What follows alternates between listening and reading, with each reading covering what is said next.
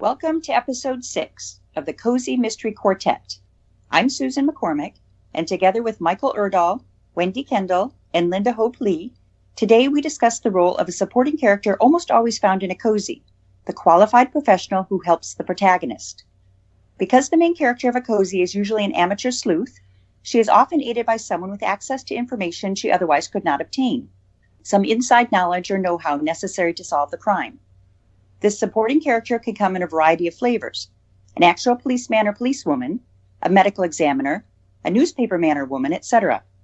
They are often cast as a friend or love interest of the main character. Wittingly or unwittingly, the helper character divulges information or insight, though typically they discount the suspicions and theories of the amateur sleuth, who is not taken seriously. In The Fog Ladies, Mrs. Noonan's dead husband was a police officer, and she turns to a young policeman from his precinct to help her with her concerns. As I reached out to agents and editors with The Fog Ladies, I received some advice about my policeman character. As a writer gets closer and closer to having an agent or editor accept a manuscript, you get more and more feedback about your story. The trick is to decide which advice to take and which to ignore. Someone says there's too much about the cat, the next person says how much they like the cat. One bit of feedback I received was that my policeman's dialogue was too stilted. I patterned his distinctive manner of speaking after the style I heard when I was in the military: clipped, formal, stilted by intention. I thought long and hard about the advice, but I didn't change his dialogue, and I'm happy I didn't. I'll read a truncated version of one of his scenes. Mrs. Noonan settled him in with his own cup of tea. He took out that tiny notebook and turned to the correct page. Regarding the manner of the deceased, everything seems to be in order. The ME's findings matched the circumstances and statements from the witnesses. There was no sign of forced entry, no sign of a struggle in either of the premises, nothing to suggest these deaths were not what they appeared. But, Mrs. Noonan realized how strongly she believed the opposite. Officer McNeil closed his notebook. He looked at her. You obviously think something is wrong.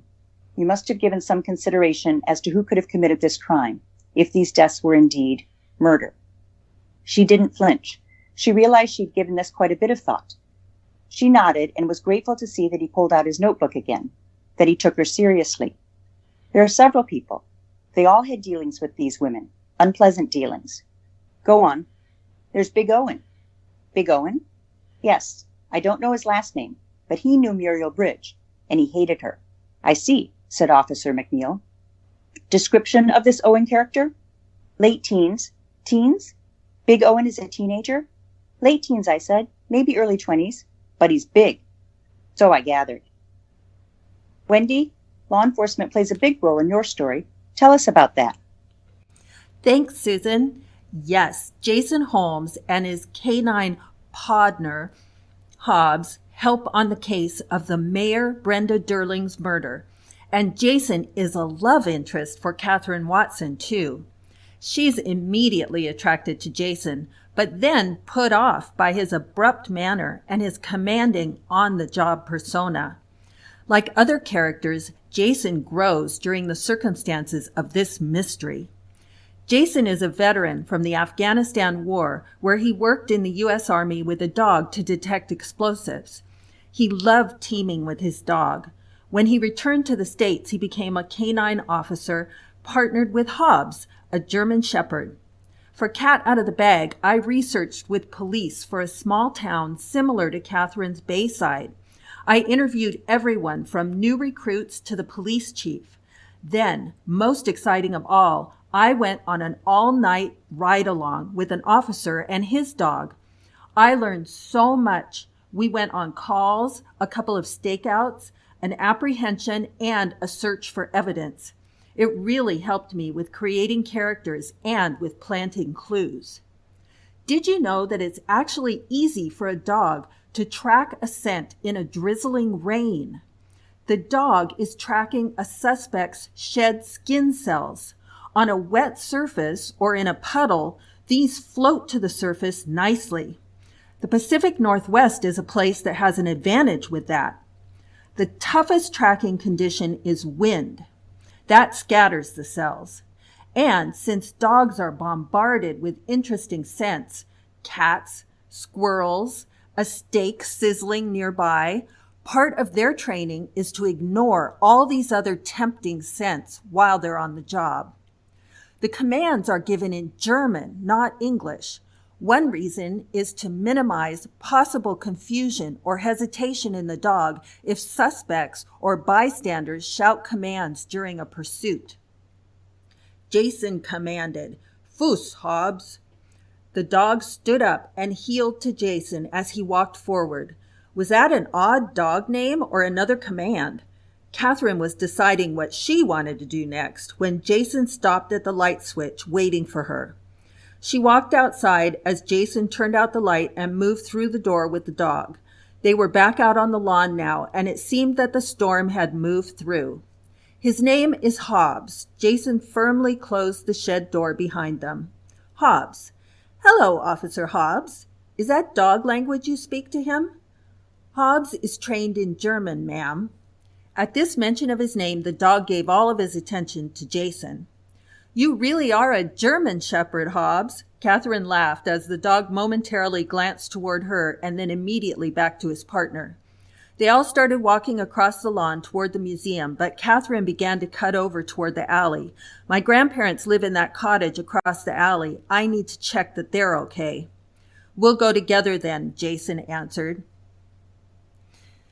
Catherine also reluctantly accepts help from Rob, a local news reporter.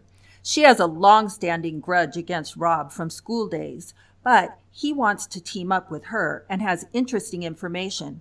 But Catherine begins to debate, is he a helpful investigative reporter uncovering clues, or a suspect with information only the killer would know? Linda, what help does your sleuth find along the way? Thank you, Wendy. As a librarian, my amateur sleuth, Nina Foster, possesses research skills that aid in her investigations. Even so, she, of course, is not privy to all the information and resources available to police and other law enforcement personnel. Luckily for her, and for me, Stephen Kraslow, the man she meets in Book 1, and with whom she subsequently has a romantic relationship, is not only owner of the town's newspaper, but also a former investigative reporter.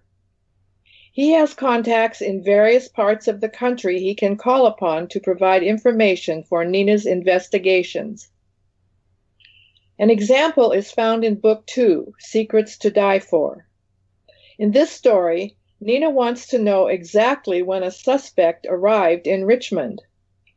Of course, airline passenger lists are not available to the general public.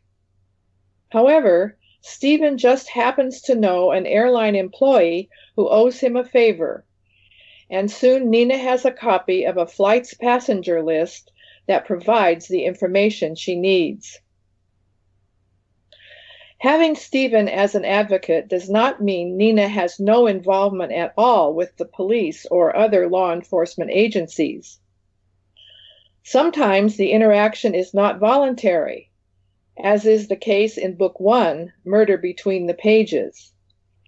Here, Nina discovers the murder victim's body, which results in lengthy detainment and interviews by the local police. The investigating officer requests she show him where she overheard the victim and a suspect engage in a heated argument. Although not eager to relive the experience, she of course complies. Later, she's glad she did, because during their hike through the woods, the officer discovers an important clue, one Nina would not otherwise have been privy to, and that aids her own investigation. In Secrets to Die For, Nina believes she was the last person to see the victim alive during a stormy night at Marley Manor, where her grandmother resides. She voluntarily seeks out the investigating officer and shares her information. After that, though, she is on her own in discovering the truth about what happened on that fateful night. In Book 3, Deadly Reunion, she again goes to the police with information she believes relates to the suspicious death of Stephen's good friend and former classmate. So, although in all the stories, law enforcement makes an appearance, it is relatively brief and contributes little to Nina's solving the crime. With Stephen's help, she digs in and investigates and eventually figures out who did it. Michael, tell us about law enforcement in your stories. Thanks, Linda. Law enforcement in cozies can be a tricky subject. The very basis of having an amateur sleuth is that a crime needs investigating because law enforcement has not solved the mystery. There can be different reasons for this. Perhaps there isn't enough probable cause for the police to spend their time and resources. In my book, the detective is wet behind the ears and has more energy and enthusiasm than substance. Another aspect of this is that an amateur sleuth is not constrained, so they can do things policemen cannot, such as informally question witnesses or suspects, break into buildings, and generally stick their nose where they are unwelcome. This freedom allows the story to shift in unexpected directions.